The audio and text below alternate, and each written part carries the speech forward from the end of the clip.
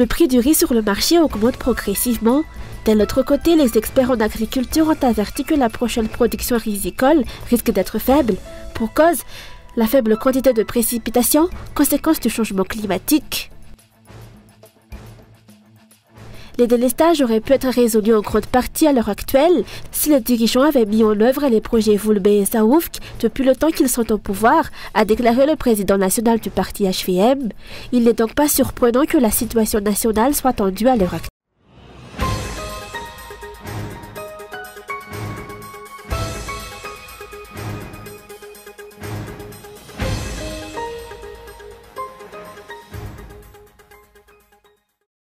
Les problèmes d'électricité actuels auraient pu être en partie résolus si les dirigeants en place avaient mis en œuvre les projets Voulbé et Saoufk durant leurs plus de 5 années au pouvoir, a déclaré le président national du parti HVM.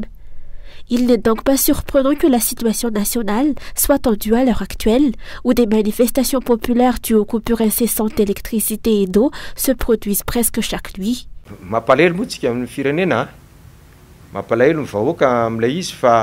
La situation actuelle du pays et de son peuple est préoccupante, mais elle résulte des choix politiques et économiques des dirigeants. Ceux-ci ont choisi de ne pas poursuivre la continuité de l'État. En ce qui concerne l'électricité, il est évident que si les projets Saoufk et Voulbé avaient été poursuivis, ainsi que la restructuration de la Djirama, qui disposait déjà d'un plan depuis 2017, ces projets auraient été opérationnels en 2022 ou 2023. Cela aurait considérablement réduit les problèmes actuels.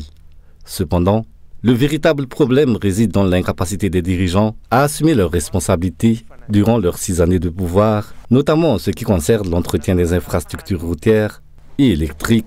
Ce sont les conséquences de ce manque de volonté qui se font aujourd'hui cruellement ressentir. Le problème dans le pays réside dans le fait que les dirigeants n'adoptent que des solutions d'urgence sans vision à long terme. Il n'est donc pas surprenant que la situation actuelle soit ce qu'elle est.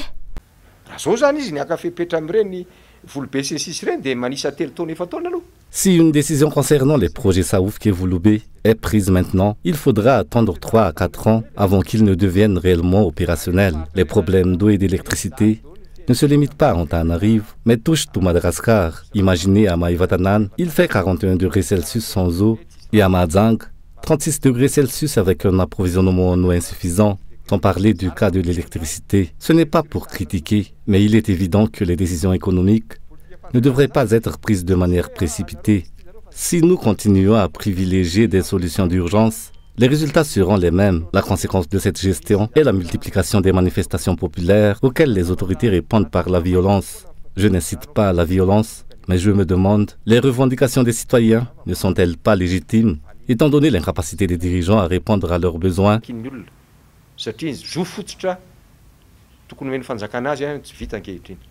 Rappelons qu'il existe de nombreux projets financés visant à étendre et améliorer la production électrique à Madagascar, que ce soit à partir de l'hydroélectricité ou d'énergie renouvelable.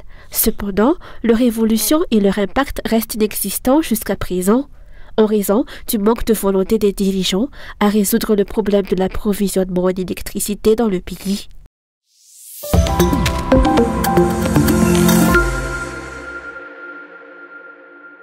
Le prix du riz sur le marché enregistre une hausse progressive, atteignant parfois jusqu'à 150 AGH par jour, d'après une enquête réalisée auprès des commerçants.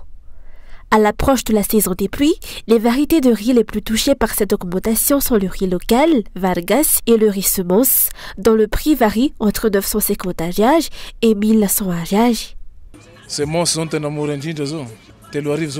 Le riz semence est le moins cher, à 3000 ariars le kilo.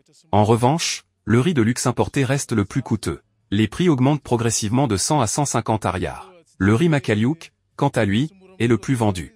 Le riz étant l'aliment de base des Malgaches, il est prioritaire dans les achats.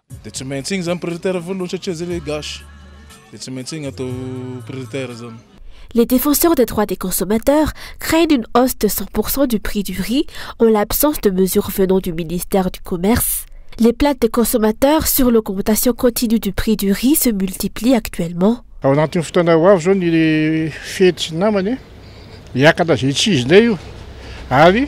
À l'approche des fêtes de fin d'année, une hausse généralisée des prix est à prévoir.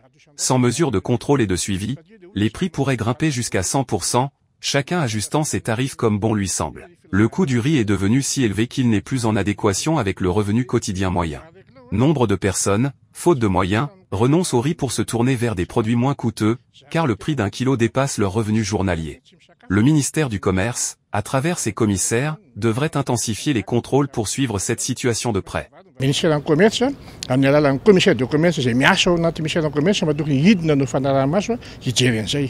Le prix du riz n'est pas la seule préoccupation.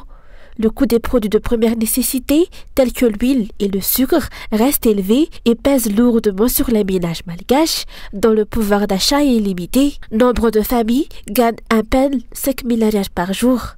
Bien que le taux d'inflation ait diminué, passant de 12% l'an dernier à 7,8% actuellement, la vie reste difficile pour la population.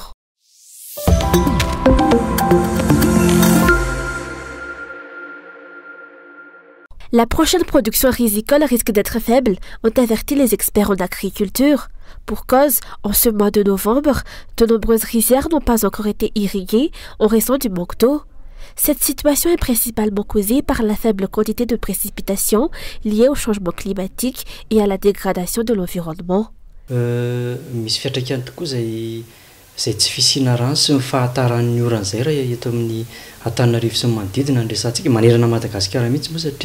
La pénurie d'eau et le retard des pluies ont un impact majeur, non seulement sur la capitale et ses environs, mais sur l'ensemble de Madagascar. Nous subissons actuellement les conséquences du changement climatique.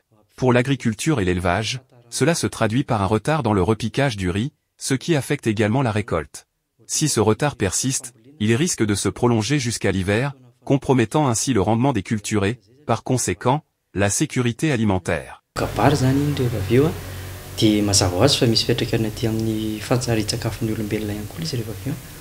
Il est essentiel de renforcer les stratégies d'adaptation au changement climatique auprès des agriculteurs.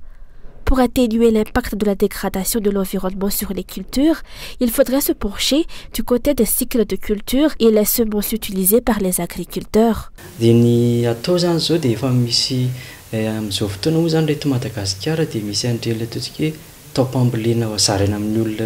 Il est nécessaire d'appliquer les calendriers agricoles adaptés par zone, car les changements climatiques ont perturbé, par exemple, les saisons de semis dans certaines régions en raison du retard des pluies. L'amélioration des semences est également essentielle.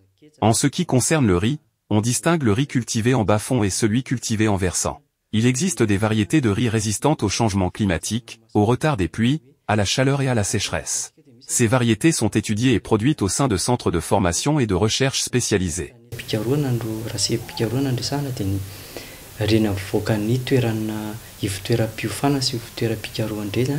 L'eau, les engrais et les semences sont 3 facteurs essentiels au succès de la culture du riz. Cependant, ces éléments posent aujourd'hui de véritables problèmes aux agriculteurs. Des mesures prises par les responsables sont donc attendues pour la réhabilitation du secteur agricole. Le centre météorologique a averti que la prochaine saison des cyclones sera intense. La destruction de vastes hectares de rizières est ainsi redoutée, ce qui pourrait avoir un impact majeur sur la production et le prix du riz sur le marché.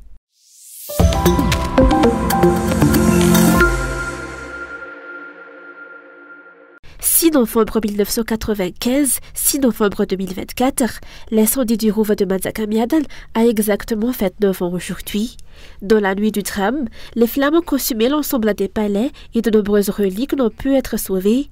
Malgré les efforts de ceux qui ont tenté de récupérer les biens en forçant portes et fenêtres, une grande partie du patrimoine a été perdue. Les causes exactes de cet incendie n'ont toujours pas été élucidées et l'enquête semble s'être enlisée.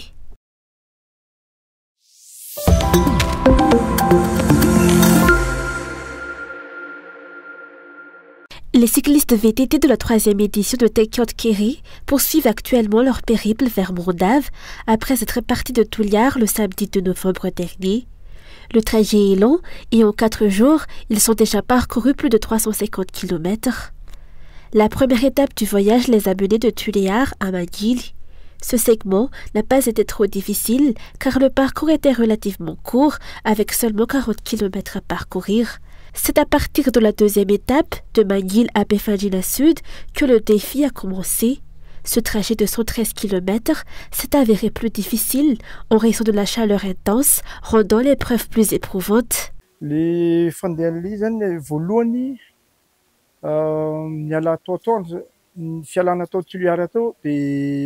trajet de Tuléar à Manguil a été marqué par une chaleur intense. Bien que nous soyons partis tôt le deuxième jour, la route s'est avérée difficile après les 100 premiers kilomètres, notamment en raison de l'absence de points de ravitaillement. La chaleur a rendu le voyage encore plus éprouvant. Les 100 km,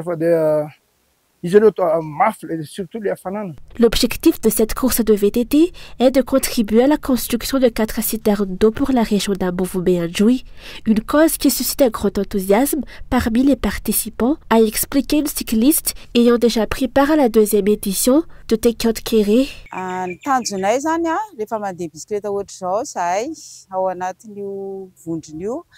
Notre objectif en participant à ces sorties cyclistes est de contribuer à l'approvisionnement en eau pour les habitants du sud de l'île, une région où l'accès à l'eau est particulièrement limité.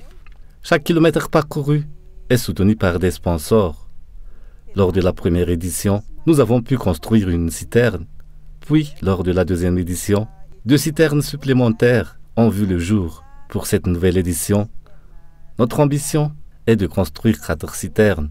Nous vous invitons à nous soutenir dans cette démarche, car ce n'est pas encore trop tard. Un lien pour effectuer votre don est disponible sur la page Facebook de Tekot Kéré.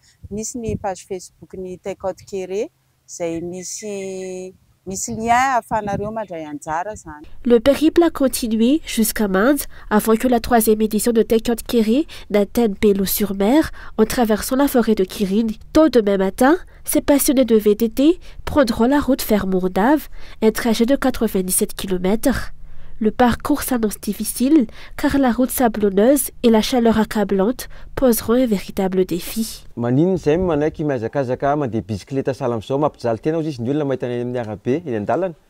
Lorsque les gens nous voient, ils se demandent pourquoi nous nous imposons cette épreuve à vélo sous une chaleur accablante. Tout d'abord, il y a la passion du cyclisme qui anime chacun des 12 participants. Nous sommes tous des fervents amoureux du vélo.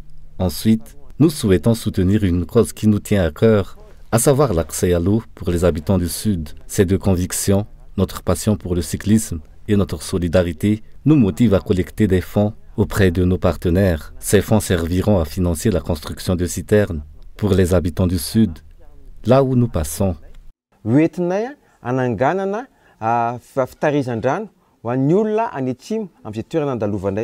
Cette mobilisation citoyenne en faveur de la population d'Ambovoubé est exemplaire. C'est pourquoi Cool TV apporte son soutien à cette initiative.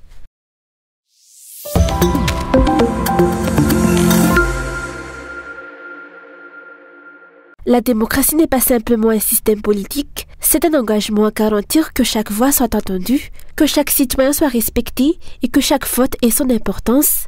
C'est ce qu'a déclaré aujourd'hui l'ambassadrice des États-Unis à Madagascar au cours de l'observation de l'évolution des résultats électoraux américains. En tant que première nation à instaurer une véritable démocratie représentative, les principes fondateurs des États-Unis reposent sur l'idée que le pouvoir doit revenir au peuple. Selon elle, bien que l'idée de démocratie ait évolué depuis la fondation de leur nation en 1776, la conviction fondamentale demeure inchangée. La démocratie appartient au peuple et elle ne peut prospérer que lorsque chacun y participe. Depuis plus de 2 siècles, nous continuons à nous montrer à la hauteur de cette vision qui se traduit par le transfert pacifique du pouvoir, la protection des droits et la conviction que chaque élection est un acte de démocratie, et l'occasion de renouveler notre engagement en faveur de la liberté et de la justice. Ce n'est pas toujours facile, la démocratie n'est pas un système parfait et peut parfois être désordonné. Mais nous avons appris que la démocratie est un processus qui nécessite une attention constante afin de garantir que les gouvernements restent responsables devant les citoyens qu'ils servent. L'ambassadrice a ajouté que cet événement ne se limite pas aux élections américaines, mais constitue également un moment de réflexion sur l'importance de la démocratie à l'échelle mondiale. Ainsi, en ce jour de suivi des élections, nous célébrons la voix de chaque citoyen et son rôle dans l'expérience durable que nous appelons la démocratie.